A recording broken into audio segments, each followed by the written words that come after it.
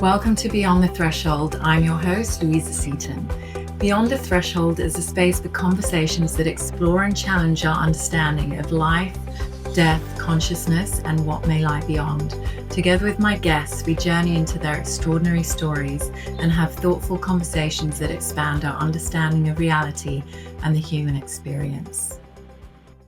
Welcome, welcome. This is my first interview, so I'm really excited about today's show. Today's guest is Dr. Scarlett Heinbuch, an internationally recognized author and speaker in the fields of near-death experiences, spiritual awareness, and energy healing. Scarlett is the author of the memoir We Met on the Other Side, which recounts how she first met David, not in the physical world, but during an extraordinary shared near-death experience that led to a profound love story and a deeper explanation of consciousness, healing, and soul connections beyond the physical world. Scarlett, a warm welcome to Beyond the Threshold, and it's a pleasure to have you here with us today. I would love to begin at the beginning. So can you take us back to your childhood near-death experience at the age of 4 and tell the viewers what happened? Thank you, Louisa. I'm really excited to be here today and to share what I can to help your listeners today about what has happened in my life. As you pointed out, I had a drowning incident at the age of 4. This is quite a long time ago in the mid-60s, 1960s.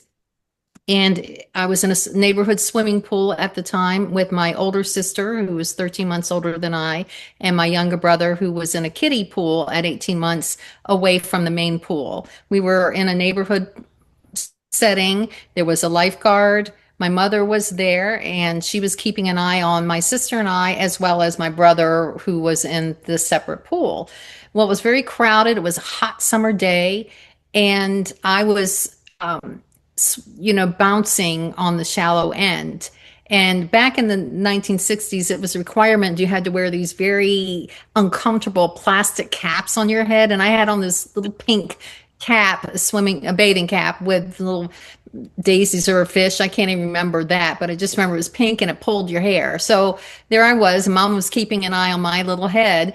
Well, when she turned around at a certain point, she didn't see me. What had happened was, as I was bouncing on the shallow end, the pool slid downward into the deeper end. So I was going backward, not realizing that. And there came a point where my feet did not touch the bottom. Oh. And so at 4 years old, and I didn't know how to swim, that's why I was supposed to stay in the shallow end. I just didn't realize that I was going backward as I was bouncing in the water. Well, I opened my mouth and started to flail, and then I started swallowing water.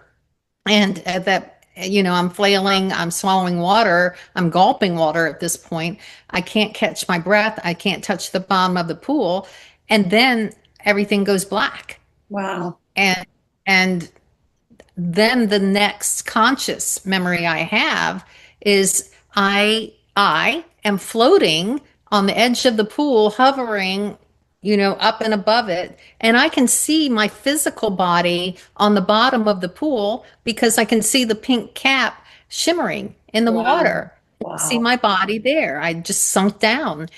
And, here's the thing that is so interesting. At 4 years old, you don't have a before and after. You don't really know what's going on. So all I knew was I had absolutely no question in my mind that was me hovering at the edge of the pool out of my body, even if I didn't know what being out of my body was, but that was me. And that was also me on the bottom of the pool, unconscious. So I was aware from that young age on of being conscious out of my body. The other thing that was really significant was in that hovering space, I was embraced in a love that I had not experienced in this life in this way. It was so all-encompassing. It was so safe and so secure and so peaceful. They're really bliss. There's just not many words to describe that kind of all-encompassing love. And I share that because it's really important to understand that even at 4 years old, out of my body and being in that space, I had an awareness that transcended age. And this is the soul awareness. Mm, My life on this earth as a young child was not very pleasant at that point. My father had a drinking problem, and he could get very aggressive and violent, and it was a very difficult childhood. So when I say how that love and that peace was so compelling and I didn't want to leave it, that's why. The other thing that's important to note is that I still had very strong bond to my mother. And I love my mother dearly. And so I also could feel feelings. So there was this multiple senses of awarenesses going on wow. around me, of being there, having these understandings, these awarenesses of my life in this 4-year-old journey. And I also did understand I had a choice in the matter. Wow. Um, I honestly didn't want to come back. However, what happened was my mother saw me on the bottom of the pool, and she's a trained nurse, so she got me out and revived me. But before she did, years later, she told me, for a while you weren't with us. You were blue and you were not breathing. So I knew I was almost gone completely. But I felt her love, and I also knew in that transcendent space that if I did not come back, she would never recover from that. And my love for her was so great that I just couldn't imagine the level of pain she would experience and the guilt that she would feel. But even more than that, I just loved her, and I knew that there was more to this life. And when I say that, being aware that there was so much incredible love for me out of the body, and that I knew that kind of love existed, that gave me the assurance that it would be okay to come back and face this life, whatever came. Wow, that I find it so fascinating actually that, as a child, as a 4-year-old, everything you've retained the memory and the vividness of the experience. And do you find that, other memories from your childhood, you can remember things as vividly as this experience, or do you just find that because this experience was so profound, and as you said, you were not a 4-year, like your awareness was not of a 4-year-old during that experience, like it was a soul experience in a way. Um, Yes. so do you find that you can go back to other memories when you were a little girl, or do you find that this just is something that stands out because of the profoundness of what you went through? I would say that this particular memory, because it's an experience, it is so profound that it is out of the realm of normal. So Mm, when we talk about normal memory of, like, well, what did I have for lunch last week, or events that happened in my childhood, I have those as memories, but this is so experiential, so profound, that it is beyond a memory. It is like, this is something that happened, yeah, that made me understand that there's something, that we are spirits outside of our bodies, that there's a consciousness outside of our physical bodies. Now, I may not have had the words to express it that way at 4 years old, and we're talking in the 1964, to be yeah, absolutely clear. This was before we even had terms like near-death experience. So it wasn't in the common vernacular. There just wasn't conversations really around it. And so when that happened, I just accepted it as another experience in the day in the life of being 4 years old and having this experience. I didn't question it, and I didn't realize that it was not usual until what happened was, when I have found this with now in the look back time, people who have childhood near death experiences are changed. They're yeah, changed in a way that's profound, because, again, they've had those experiences of being on another level of existence and consciousness and dimensional reality. And so there's no question about it. So when it's so interesting to me now at this stage and age in life, and seeing the whole field of near death experience research coming the way that it is, that people still question it. In my mind, there is no question. In yeah, my mind, the only question I had was how I was going to manage to live in this reality when reality of being in that loving sphere of dimensional whatever, the every kind of love, how my gosh, there's nothing about that that is anything but amazing. And this world is very hard to be in. Did So you, how I was going to manage that. yeah, did you find that because you had had this experience and you felt that love, did you find that growing up, because you had that assurance that there was something outside of yourself, that was, I guess, with you always? Did you find that it gave you more kind of assurance to live life, having that knowingness, or even knowing that if you were to die, it simply doesn't matter because you'll return back to this loving spaciousness, that you experience. Did you find that kind of helped you um, move through life in a lighter way? Um, there's so much to answer with that kind of question, Louisa. I would say that I did not have a fear of death after that because now I knew there was no death. I just knew that my consciousness would be out of that physical body, which I experienced and had no doubt of, and that love was there. What happened though was because of that experience of hovering out of my body and being in that other dimension, I called it like going through a portal of consciousness. The portal stayed open. And so when I was a young child, I began to have all these psychic experiences, these knowing, and some of the things were very frightening to me because I didn't have a filter. I didn't know that there are all kinds of levels of consciousness in this multiverse that we're in. And so as a young child, without any screener, that would mean that I could see horrific faces maybe at night that were very frightening to me. I just did not know how to say no or that I even could. And so I had to learn over years of time how to protect myself, how to put up that shield Yeah, from unwanted energies that were frightening to me. And things that happened in relation to that would be if we lost a family member, I often knew exactly when they might pass to the hour, minute.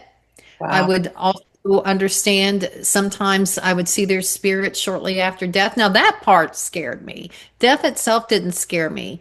But even having these experiences, I didn't like to see ghosts or Yeah, spirits. That's unnerving for a child or for anyone, really, yeah, because we're in this reality. And then when that happens, it sets off a physical reaction, a biochemical reaction, because of the energy and energetic interaction. You get goosebumps, right? You get heart palpitations, you get the hair raising on your arms or the back of your neck. You have a physical reaction to this almost magnetic like energy. And it's unexpected and it comes on suddenly. And so who likes to be startled? Nobody. So yeah, those were things that happened that I had to learn how to adjust to, because I did not like it. And I didn't seek things out, but knowing happened. Things just happened that I had to learn. And I had to learn to shut down because I thought everybody functioned the way that I did. I thought everybody knew things. yeah, I thought, and then I found out they did not. And so people, remember, we're talking late now at this point, yeah, the 60s, early 70s, people thought I was a little freak. And that's how I felt. And I didn't feel like I fit in anywhere because even though I was a young child, I had an understanding of things beyond my years, but that didn't fit. So it was not an easy time to have this kind of experience and grow up in a world that was so hard.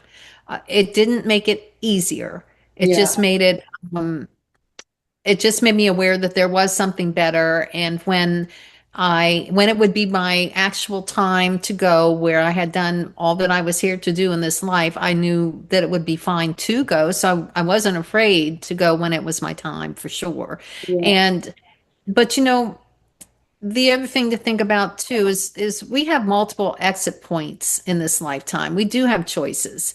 And sometimes when I talk to people about that, they say, well, why didn't my son or daughter or my beloved come back if they had a choice? And sometimes they can't. Sometimes a physical accident or a body may be so injured that they cannot return. And, so there are things like that that happen as well. Or sometimes the soul has made a choice or finished truly what they came to do. And even if they love somebody deeply, their spirit has to move on for reasons of their own soul growth. Now, that doesn't make it easier for those who are left behind or feel like, well, why didn't you stay for me? But sometimes the spiritual laws that take place in a soul's growth, because we do grow, are have to be honored. And I always say to people when they ask these questions, and I'll share more about that in my encounter with David when we get to that, that you have to respect people's soul growth. Yeah. And what is love anyway? What is love? And these are the questions that I had to answer for myself and experience when we got to that. So let me pause there for a moment and before we go on. Wow. So interesting. I could ask you 1,000 questions. Um, so did you, so when you started having, being able to kind of notice, say, entities or ghosts, how did you said you shut down? What did you do? Like, how did you stop it? I prayed. As a little child, Okay. I always had an affinity for any kind of church. It didn't matter what it was or synagogue. I didn't care. If there was a house dedicated to a spiritual area, I felt peace there. So I would just take myself to churches anywhere I could find. I'd walk to a church. My parents weren't particularly religious, but we spent a lot of time with my grandparents on my mother's side because of the turbulence in our home. And so they went to a Baptist church. Well, I would go with them. I would sing the hymns, and this was peaceful to me. Yeah. Just being in a house where the whole focus was on something outside of ourselves. And it was something that was supposed to be uplifting and a reminder about the love of our Creator. Now, I Yeah. could feel peaceful there. And to me, this is not about religion, it's about that connection to spirit. So, my spiritual longing was to be in a place where the focus was on something greater than ourselves that loved us. And so that's how I found comfort. And I would pray to that. I would pray for just to be in the safety of that. Amazing. And yeah, that was so important to me to just be that child who could connect and try to understand why I was here. What am I here to do?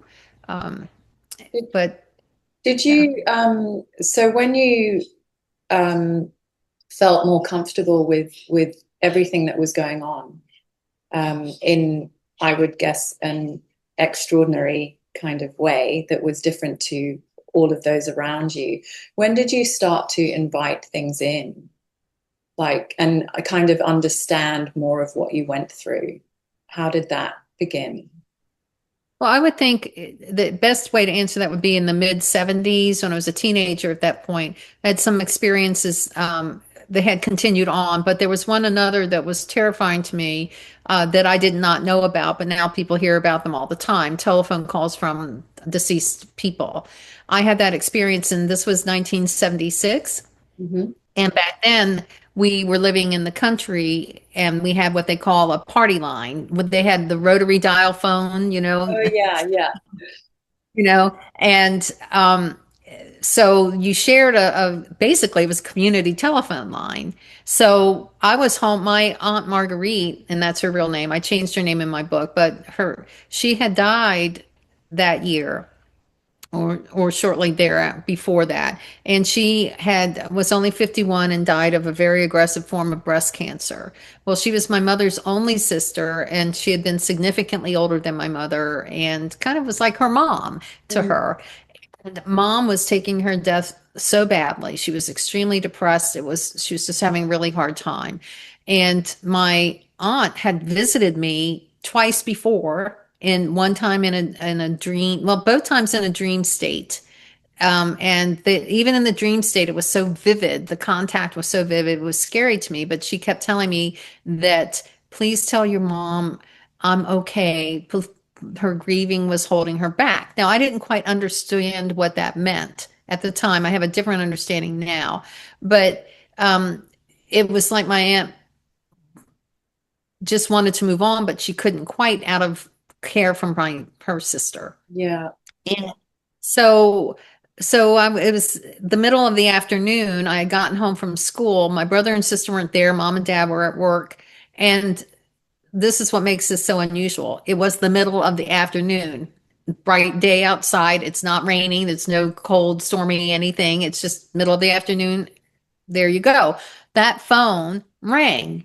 And I went to go answer it thinking, who's calling us? And then there was static crackle on the line. And well, being a party line, I thought, well, perhaps it's a bad connection.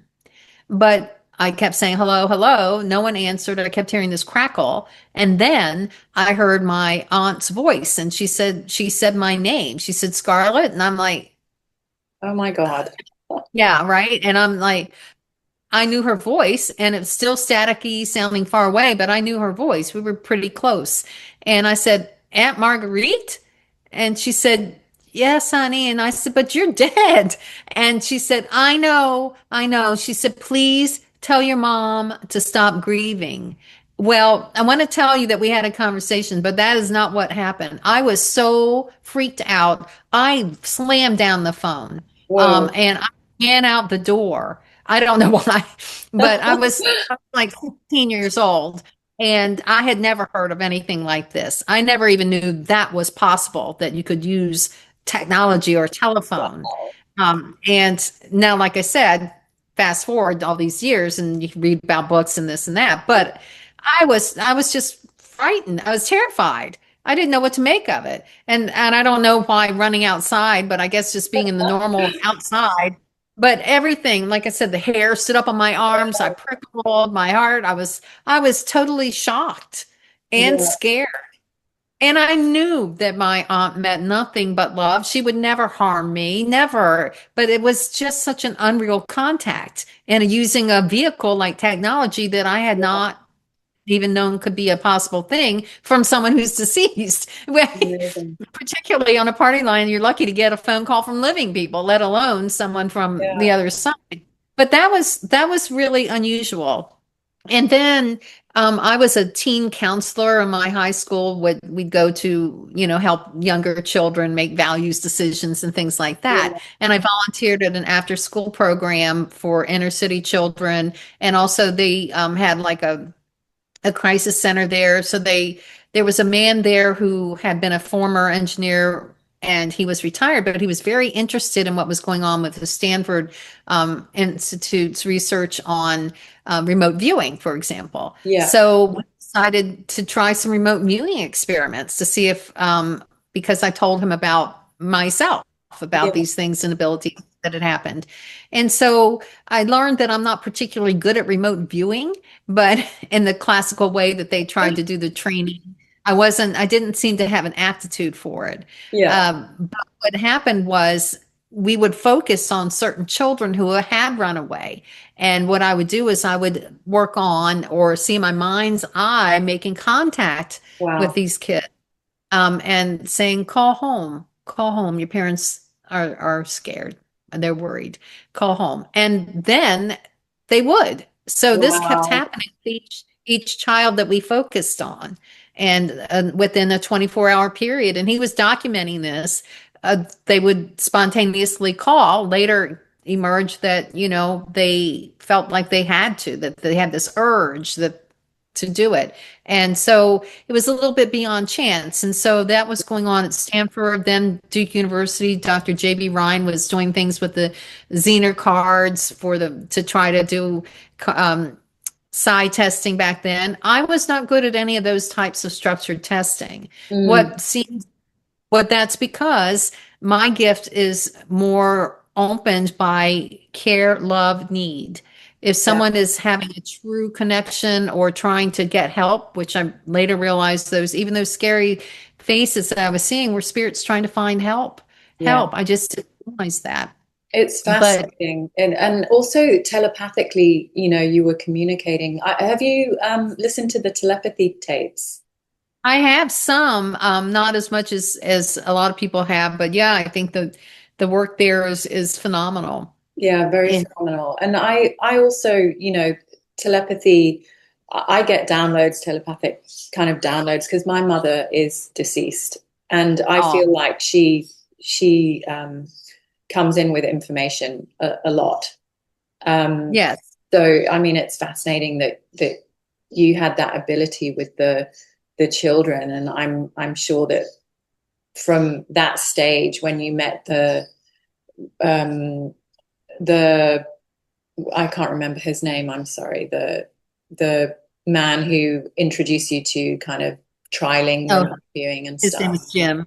Yeah, Jim. I'm I did. sure that really opened up your world there as well, in knowing that your gifts are gifts.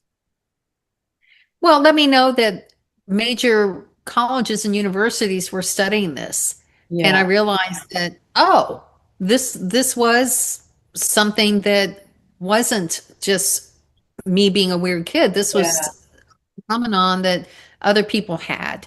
And so that made me feel less alone. It yeah, made me feel maybe there are people more like me out there. And so, so that was important. And, I also mentioned too in the book that I wrote about these experiences because there were so many. My grandparents that we stayed with a lot, my grandmother was Pennsylvania Dutch, and they had their own kind of folk healing methods and different types of spiritual awarenesses. So yeah. she wasn't. I used to find myself floating out of body at their house all the time.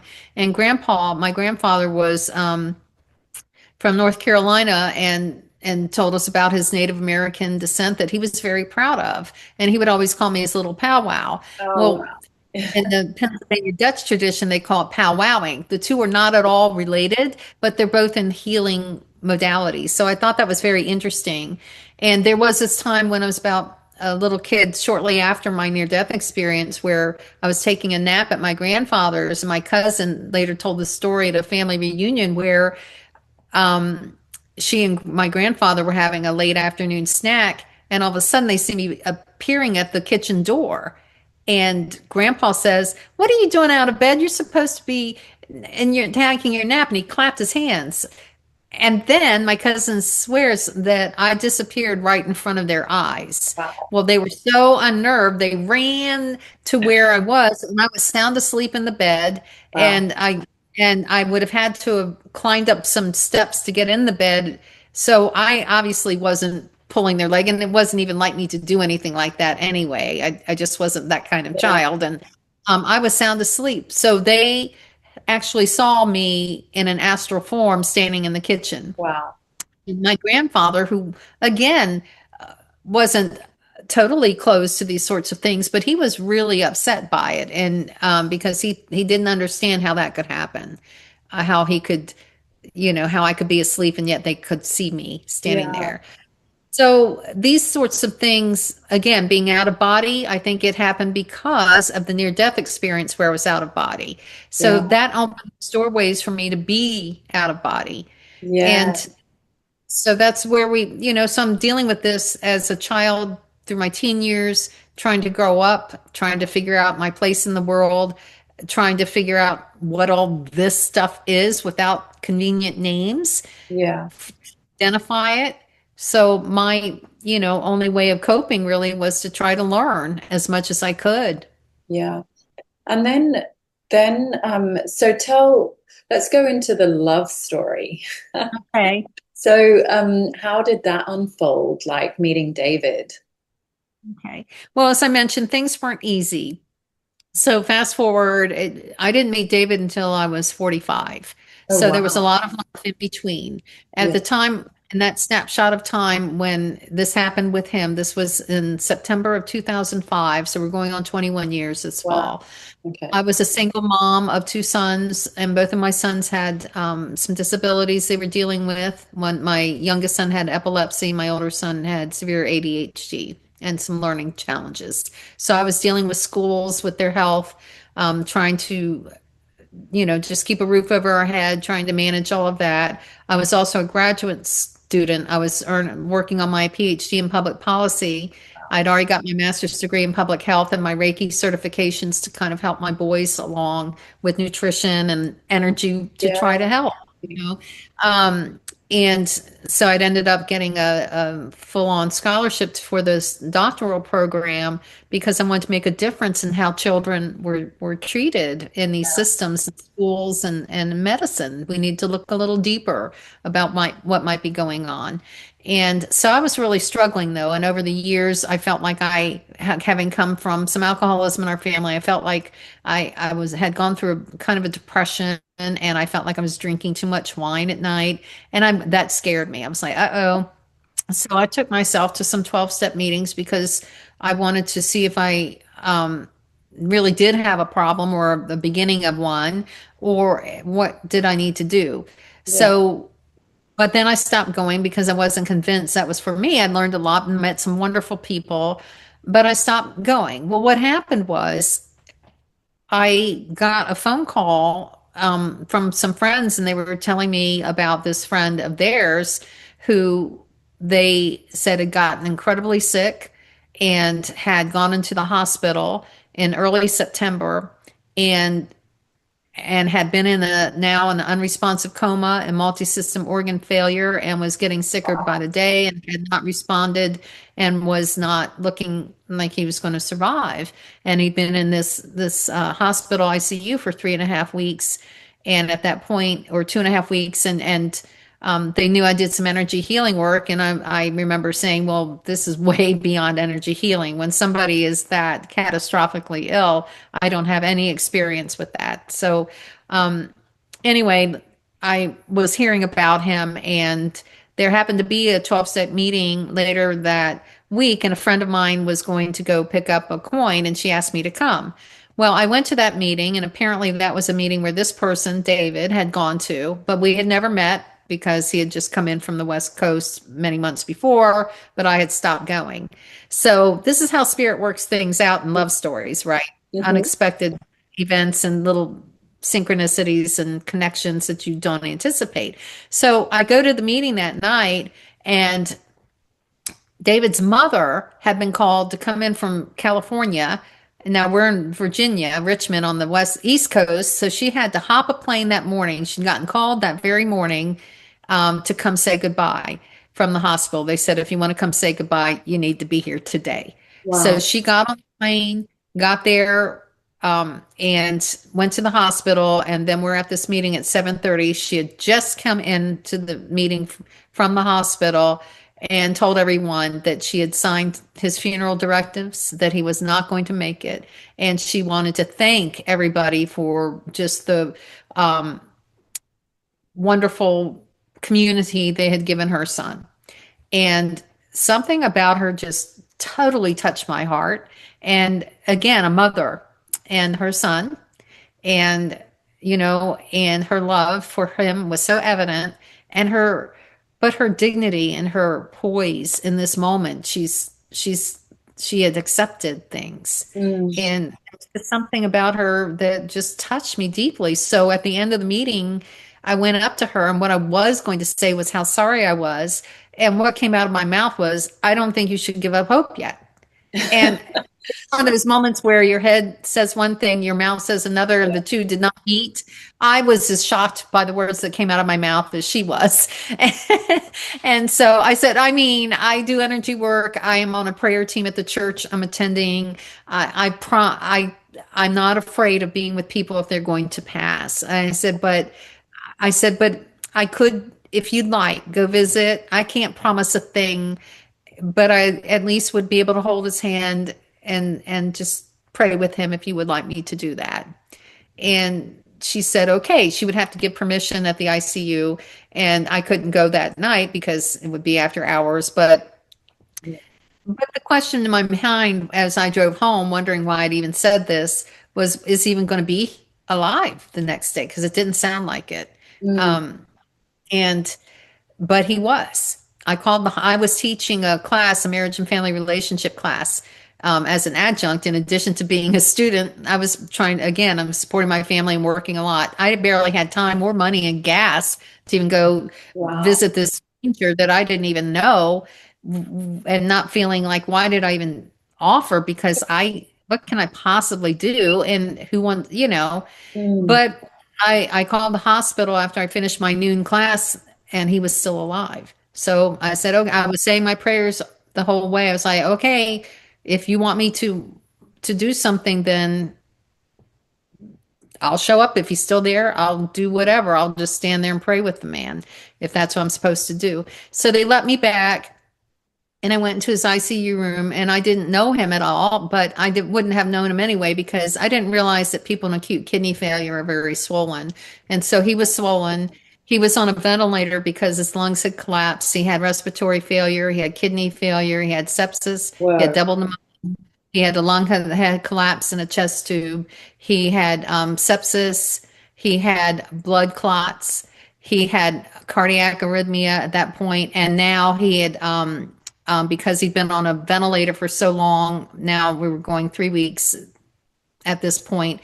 He had not gotten enough oxygen, so now there was worry of the brain injury as well, and so he had all kinds of things that, as we were later told, any one of them would have and could have taken his life. The combination was not survivable. Wow. So, and he was in a paralytic unresponsive coma and had not regained consciousness.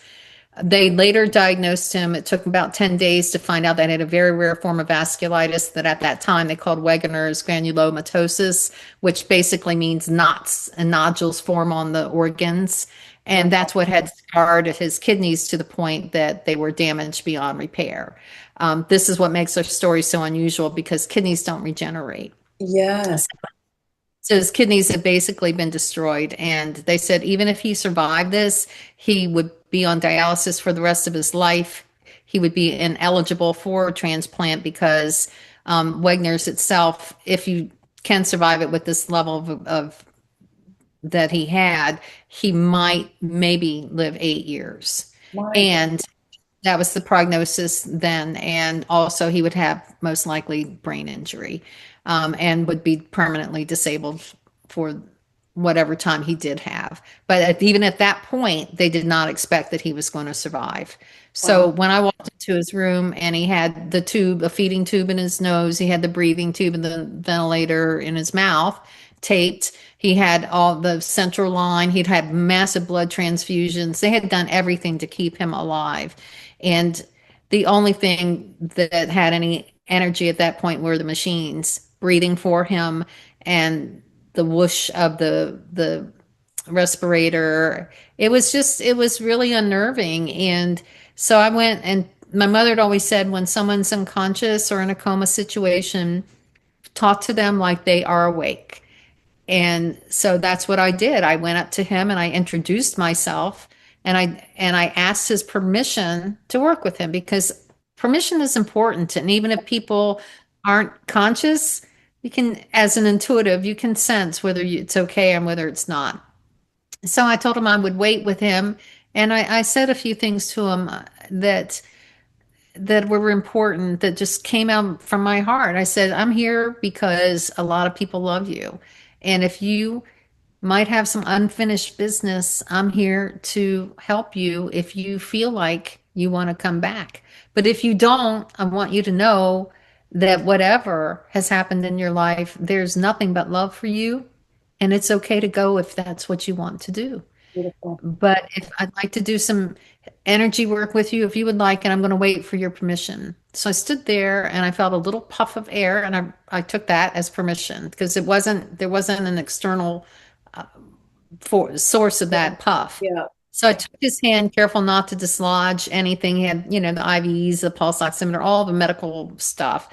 And His catheter black bag was bone dry because of the failure had been so severe at that point, was producing nothing. And, you know, so I took his hand, I said my opening prayer, and this is important. The words I used, I have never used before, but the prayer included these words. I asked always for the highest and best energies, the most sacred, the most holy, in this dimension and any other under the creative love of our Creator's hand. And so that was the prayer. I didn't know why I said in this dimension or any other, but that's what came out of my mouth. And that was my prayer. So I went around and I did the Reiki work with him for about maybe 15 minutes. There wasn't much energy from him. I could feel his spirit was hovering out of his body. I understood hovering out of the unconscious body because I had had that experience, but I did not really think that he was going to survive it. So when I was getting ready to leave, I said a closing out prayer out loud, thanking him for this time and reaffirming for him that whatever choice he made would be okay.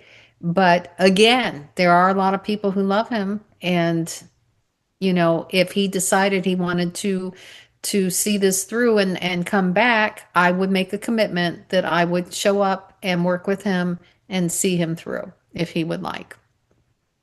And again, I didn't even know why I was making that offer because I didn't know him. So I was getting ready to take my hand away from him to leave, and it was like my hand was fused to his. He had no grip. He wasn't clasping back. He was still unconscious. He had not responded, but his spirit was reaching through his hand and holding mine. And he was letting me know that he was connecting. And I stood there and I laughed out loud. I said, "Oh my gosh, okay. All right." So that's what happened with that. So that's the first meeting. Now I know we don't have a lot of time. So let me just tell you that I worked with him for 12 days. And in that 12-day period, we had several things that happened that I had never experienced before like this. I came back. He was still alive the next day. About the third or fourth day, I'm working with him. He's still with us. The doctors and nurses are shocked that he's still alive because they did not expect it. He's hanging on. He hasn't improved, but his little bit of kidney function come back, and that's not unusual even with extreme damage. But he hung in there. He had not regained consciousness. There was still nothing, but I went in after my class, and I think this was the following Monday, and I took his hand. I said the opening prayer just like I did every single time. Then this is where we had the shared near-death experience. Then standing there, my consciousness shifted to where I'm out of my body. I'm in the place of love where I kind of was before at 4 years old when I was out of my body. Wow. But this is different. I am in a place of incredible, like billions of dots of white light, liquid love, I call it, even if it's not wet. I am in that love of just indescribable love. But here I am as an adult woman in spirit, and there he is, David, in that light, the pre-tunnel, I call it. He's hovering out of his body in that light of love, in his near-death experience, ready to go. And I was in there with him, and that's where our spirits met. And there it was. I know him. I love him. I've always loved him. I've always known him, even if we never met in this life before. And I knew everything about him. I could feel his feelings. Later, he told me he knew everything about me. I knew I loved him.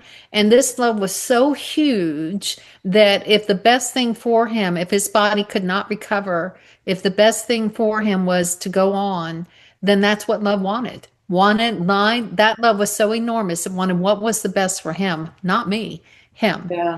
Because that love was so unselfish. It was so loving and giving. Well, then you know how time expands. Yeah. I'm still standing there in my body, but my consciousness was there. Then I'm plopped right back in my body, standing there after having this experience of this love on the other side with this man who I now feel like is my soulmate. wondering what happened. Is this some sort of spiritual joke? I'm exposed to this incredible love, meeting my Wow. soulmate, and he's dying. How can what is Wow. this? How could this be?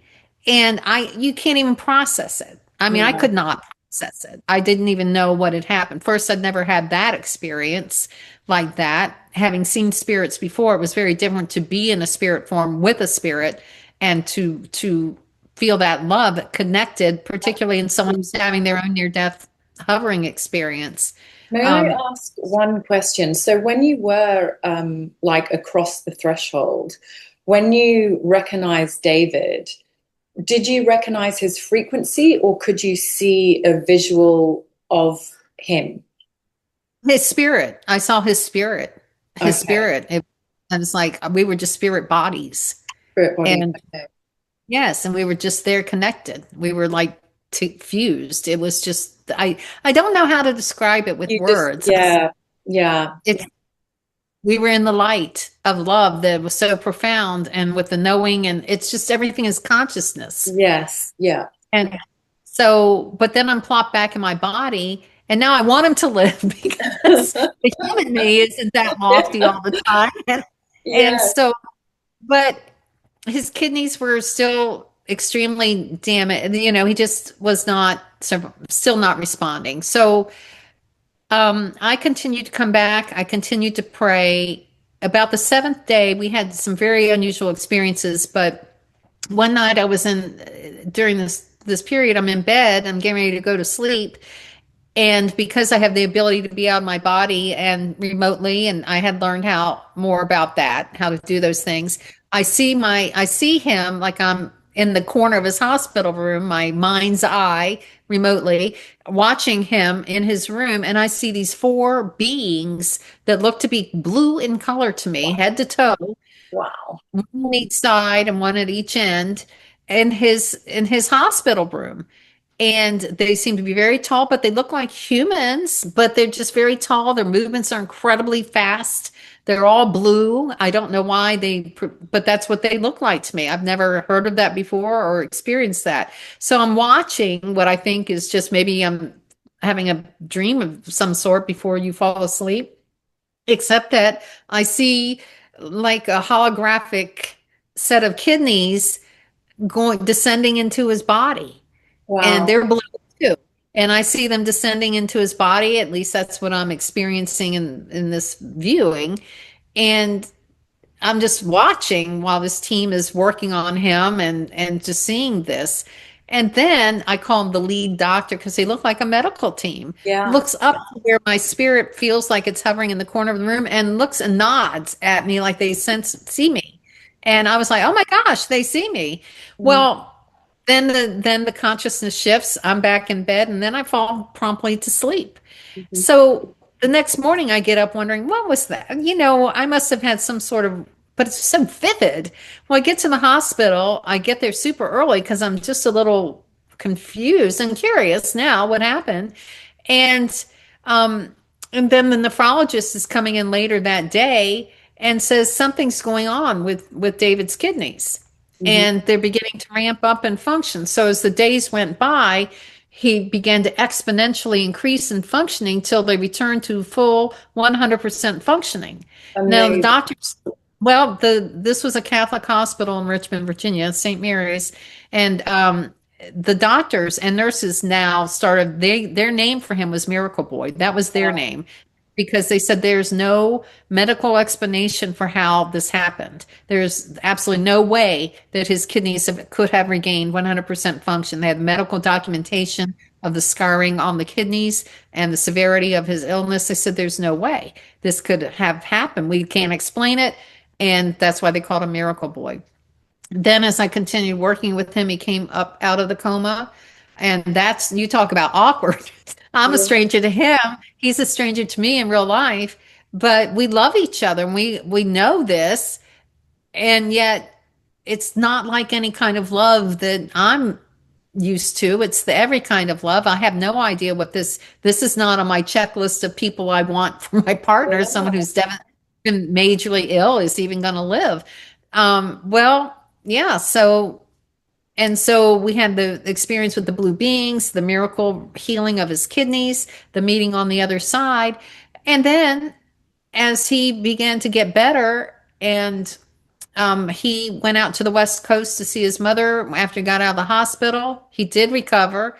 He was still very sick. I mean, he was on a cane to regain his strength because when you've been in a coma for Yeah. that period of time and as catastrophically ill as he was, he had a road of recovery ahead. But the fact he had even lived and that his kidneys had returned to function was just unbelievable. Wow. Well, when he came back from his trip, this was right before Thanksgiving, and he had been married, but they apparently were in the middle of a divorce, and I didn't know any of this. I mean, he was a stranger to me. Yeah. And he kissed me. I have divorce papers, and I gave him a little kiss on the cheek, thinking, okay, well, then Thanksgiving came and he was back in the hospital again and nearly dying again from double pneumonia because the immunosuppressant medications they gave him made him so vulnerable, and he probably should not have flown out to the West Coast. So we nearly lost him again.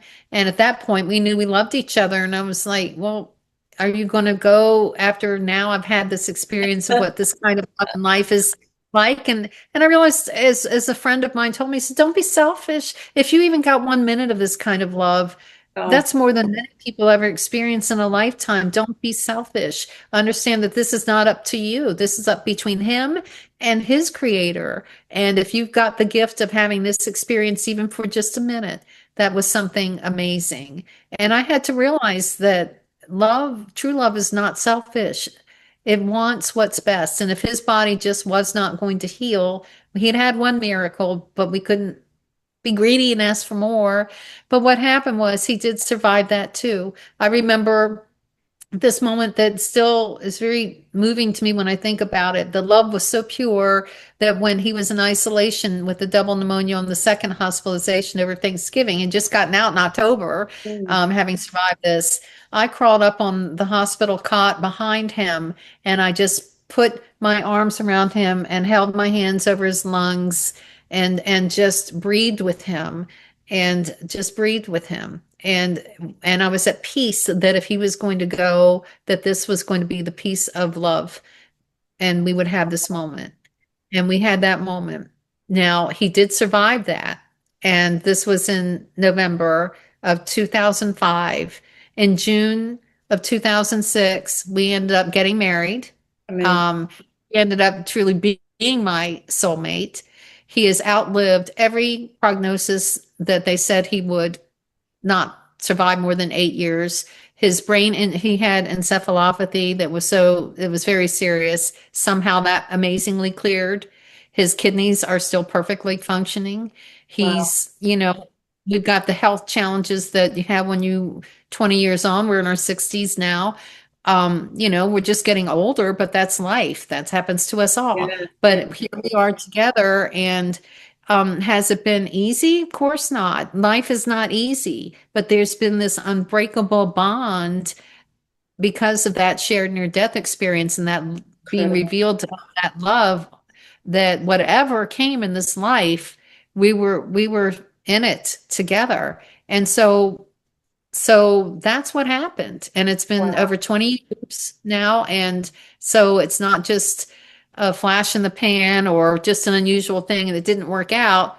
He is my soulmate. Yeah. I know this every day. And I'm filled with gratitude that we got to have this experience, and we didn't talk about it for 10 years. We Wow. couldn't. We Wow. couldn't. We It's couldn't. so extraordinary. And I could honestly listen to you talk about this for hours, but unfortunately, we're coming to the end of our conversation. Um, but if there was one message that you would like listeners to take away from your experience, what would it be?